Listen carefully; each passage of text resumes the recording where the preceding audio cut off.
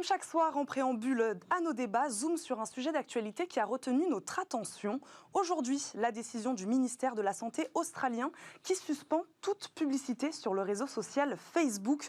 L'Australie est en effet depuis plusieurs semaines en conflit avec le géant américain au sujet d'un projet de loi. Une loi qui vise à imposer aux géants de la tech à rémunérer les médias pour leur contenu. Facebook s'y oppose et a lui bloqué jeudi tous les contenus médias de son réseau. Le gouvernement riposte et cesse à son tour la diffusion de toute publicité sur le réseau social. Encore une fois, c'est la question de la régulation des GAFA qui est soulevée. Cette décision de l'État australien peut-elle faire office d'exemple pour les autres pays, notamment l'Europe? Qu'en pensez-vous? Comme d'habitude, on a un bras de fer entre le régulateur d'un côté et puis les géants du web de l'autre. Alors ici, c'est Facebook, c'est Google. La presse attaque Facebook en disant, je pense que c'est une attaque qui est pour le coup tout à fait légitime.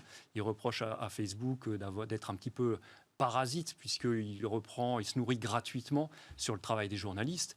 Et puis Facebook, quant à lui, rétorque qu'il faudrait plutôt voir cette relation comme une symbiose, puisqu'il prétend amener du contenu, amener du lectorat à cette presse, et il vient de le démontrer quelque part, même si ça doit faire très mal, mais le fait qu'il ait bloqué l'accès, comme vous venez de le dire, ça a fait qu'ils ont vu les visites en ligne chuter. Voilà, donc derrière ça, alors peut-être qu'on en reparlera, mais il y a aussi l'enjeu de la vérification de l'information. Il se trouve que dans ce bras de fer, quand même, il faut dire que Facebook, c'est un combat, je dirais, un petit peu symbolique, parce que je pense que le groupe craint que ça fasse jurisprudence à l'international ensuite. On pourrait très bien avoir demain d'autres gouvernements qui montent à la charge sur ces questions-là. Et puis, Facebook, finalement... Beaucoup de pays regardent avec attention ce qui se passe en Australie, parce qu'en effet, Facebook peut s'inquiéter peut-être de l'implication des États, notamment européens, sur cette question. Exactement. Alors, ce soit face à l'Europe ou même des États-Unis.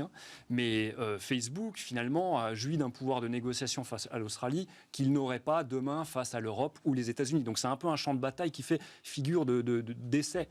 Et la bataille est symbolique là-dessus. Pourquoi ce qui se joue en ce moment en Australie est important? C'est important parce que là, je prends le contre-pied. Je pense que c'est plutôt une défiance en fait des GAFA. Je crois que ils s'attaquent quand même à un gouvernement tout entier en essayant de les faire reculer. Vous avez un Parlement qui passe une loi et qui est attaqué et qui est menacé. Je crois que jamais on a été aussi dépendant à des entreprises planétaires. Facebook, c'est quand même 2,5 milliards de personnes qui sont contrôlées par une seule et même entité. Je crois que là, on se rend compte... Moi, je suis plutôt inquiet de la défiance qui va que s'accentuer. C'est-à-dire qu'on l'a vu, nous, avec la taxe GAFA. L'Australie a reculé. Quoi qu'on dise, elle a reculé. Elle n'a pas imposé sa loi. Ils ont discuté.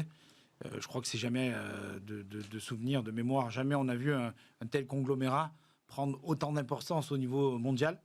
Et encore, on a loupé l'association qui a failli se faire avec Google. Alors là, c'était le pompon pour nos amis australiens.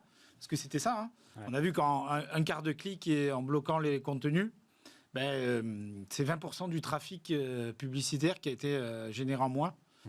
Non, c'est inquiétant. Il se pose la question. Il est en train de nuire à sa réputation, Facebook, en ce moment? Ah non, du tout. C'est plutôt souveraineté égale puissance. C'est la puissance perdue par les États, là, pour moi. Et clairement, c'est se dresser, en fait, en disant, écoutez, regardez, en 2 temps, 3 mouvements, on peut mettre à mal et on peut défier n'importe quel pays, et comme ils ont pu le faire. Il faut rappeler qu'il y a une question de la dépendance de la presse aussi, sur cette question-là. C'est-à-dire qu'en même temps, accord, il y aura, mais il va y avoir un accord qui va s'en suivre avec... tout le monde se souvient de la taxe Google chez nous, en Europe, et qui, clairement, quand... Forcément, vous financez, je crois qu'en Europe, c'était 20 millions d'euros par an ou quelque chose comme ça. C'est quand vous financez en fait la presse qui se doit d'être indépendante, forcément, vous la contrôlez un petit peu plus. Donc, c'est un moyen aussi de discuter avec et de défier Murdoch sur ses terres. Parce que ce qu'il y a en filigrane derrière, c'est Murdoch qui est l'empire vieillissant, en fait. C'est le siècle dernier, si on peut comparer, à Facebook qui se veut et qui sera le média de demain, qu'il est déjà, à travers sa diffusion. Et clairement, se pose la question de se dire de quelle manière je bloque du contenu qualifié et je laisse passer des contenus complotistes et autres, des informations et qui polluent sur le web. Donc, avec ce jeu-là, en fait, on se rend compte que les GAFA ont un pouvoir politique que les autres n'ont plus ou n'ont pas.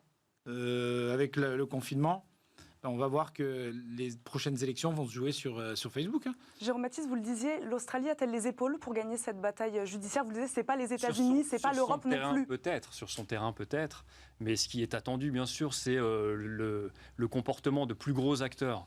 Sur juste un mot pour compléter sur l'aspect de la vérification de l'information, c'est que, on le sait, beaucoup d'internautes sont piégés dans des boucles de réalité alternatives, puisque les algorithmes de ces réseaux sociaux, ils sont programmés pour exploiter notre biais ce qu'on appelle le biais de confirmation. C'est le biais par lequel on aime bien qu'on nous présente des informations qui nous confortent dans nos préjugés. Je vais lire un tweet par rapport à ce que vous dites, Jérôme Mathis. Je vous laisse continuer ensuite. Un tweet de l'AFP. En Australie, les géants internationaux de la tech, Facebook, Google, Twitter, Microsoft, ont présenté à la demande du gouvernement un code de bonne pratique destiné à réduire la propagation des fausses informations sur Internet. Je vous laisse oui, c'est vraiment ça le débat. Je crois que c'est un débat qui est encore plus... Parce que là, le premier aspect, c'est un aspect qui confronte des modèles, des business models. Le business model de Facebook ou de Google et celui de la presse, c'est quelque chose d'important. Mais la question de l'accès à l'information et de son traitement, là, on touche véritablement à des enjeux qui dépassent la comptabilité ou le profit d'organismes privés. Ce sont des enjeux sociaux.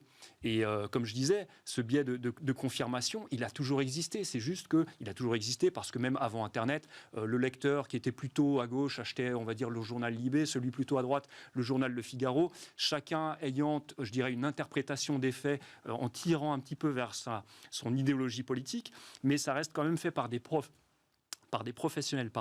Et ce qui est dingue avec ces réseaux sociaux, c'est que maintenant, il n'y a plus aucun filtre et qu'il y a une altération des faits, on raconte n'importe quoi. Alors, l'aspect, je dirais même théorie du complot, parce qu'il y a beaucoup de conspirationnistes qui s'agrègent sur ces réseaux sociaux. C'est nourri, je pense, même psychiatriquement, d'un fond de paranoïa. Il y a une faible proportion de la population, quel que soit le pays, qui adhère à ce genre de thèse. Le problème des réseaux sociaux, c'est que ces gens-là s'agglomèrent, ils ont l'impression, ils sont confortés dans leurs croyances, d'autant plus qu'ils sont des millions, alors qu'autrefois, dans le village, on était 2 ou 3 à partager ces thèses complètement folles. Aujourd'hui, on se retrouve dans des groupes Facebook, et puis on se motive. C'est l'envahissement du Capitole aux États-Unis, c'est tout ça. Voilà. A contrario, Google, lui, a signé un accord. Google a cédé. Oui, elle a cédé par la force des choses. C'était entre le marteau et l'enclume. De quelle manière ils allaient aborder ça? Parce que Facebook, c'est Insta, c'est WhatsApp, c'est non, c'est le début d'une ce qu'on disait tout à l'heure. J'adore cette phrase. C'est Eco, l'écrivain italien, qui disait ces gens qu'on attendait la plupart du temps dans des balles, dans des bars de village et dans des clos de boules qu'on entend maintenant sur la toile et qui ont une force non négligeable. Mais cette indépendance de la presse, c'est qu'une problématique, comme il y aura la problématique Netflix avec les chaînes de télé hertziennes, comme il y a eu Amazon, comme il y a toujours Amazon. Je crois qu'il se pose le principe de la souveraineté, de savoir comment, au-delà de la défaite, parce que je pense qu'on est dans une défaite sur le B2C, c'est un débat aussi, mais qu'on ne posera pas ce soir. On aura peut-être le temps d'aborder une autre fois. Comment aujourd'hui on arrive à pouvoir... combattre en fait ce type de conglomérat qui nous échappe totalement. Et je suis pas négatif, c'est qu'ils ont pris une telle puissance que c'est Netflix qui fera le prochain journal de 20h dans 5-10 ans, il n'y a pas de problème. Et clairement, parce qu'ils ont la puissance, mais il ne faut pas oublier que ces gens-là ont très peu d'employés dans les pays domestiques. Donc il y a un vrai problème d'équilibre économique entre... notamment les impôts qui sont prêts à payer ou pas, parce que c'est ça l'essence même de la discussion. Le fond du sujet, en tout cas pour les États. Et le nombre d'employés qu'ils peuvent avoir et la valeur qu'ils acquièrent sur le pays. Voilà, c'est un débat qui est que le début d'un bras de fer qui va durer des 10 années, des décennies pour contrôler ce type de plateforme. L'OCDE continue de travailler ardemment sur une taxation GAFA, quand même. Ils ont pas. C'est ce qu'on disait. Non, mais je crois. Les États-Unis créent, les Chinois copient, nous on légifère. Ça n'a jamais été autant d'actualité. On verra ce que ça donne. Moi, j'ai bon espoir. Bon, dans l'OCDE, il n'y a pas que l'Europe, il y a des pays développés. Donc, non, j'ai bon espoir. On verra. Il faut être un petit peu patient. En tout cas, on l'a compris, c'est le début d'un long bras de fer. Merci à tous les deux, vous restez avec nous. On passe tout de suite à notre premier débat. On parle ce soir de vaccination en entreprise.